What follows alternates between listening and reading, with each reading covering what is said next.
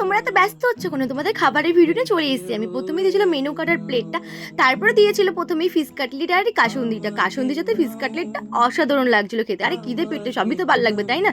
তারপরে দিয়েছিল হচ্ছে লাল শাক, ভাত আর ঘি, আর এটা খেতে দুর্দান্ত ছিল। আর তারপরে রিও বললো ঠিক আছে আমি শুক্তো নিয়েছি, তাহলে তুমি এটা রিভিউটা নাও কেমন হয়েছে খেতে। ও রিভিউ দিল, অনেকটা সুন্দর ছিল খেতে। তারপরে বর্ষা বললো ঠিক আছে তাহলে আমারও রিভিউ নাও, ঠিক আছে ওরও ঠিক আছে রিভিউটা নিয়ে নিলাম এদিকে। আর তারপরে দিয়েছিল এখানে ডাল, আর ডালটা প্রচুর মিষ্টি ছিল। তারপরে দিয়েছিল এই যে চিংড়ি, আর এই যে চিংড়ির মধ্যে দেখো কত বড় আমি চিংড়ি পাইছি। তারপর দিয়েছিল দই কাতলা, দই কাতলার সাথে অনেক ইতিহাস লুকিয়ে আছে। এইটার সাথে যে গ্রেভিটা যে বিচ্ছিরি হয়েছিল কি আর যে কুমু, দেখো পুরো থালা আমার ভর্তি হয়ে গেছে। এখানে রাইস, ভাত, ডাল, এসব চিংড়ি, দই কাতলা ভর্তি।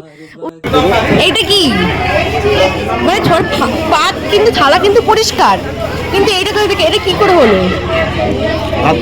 ওই যে ফেলেছে হচ্ছে বর্ষা, রিয়া, আইডিকে জামাই দেবো ফেলেছে।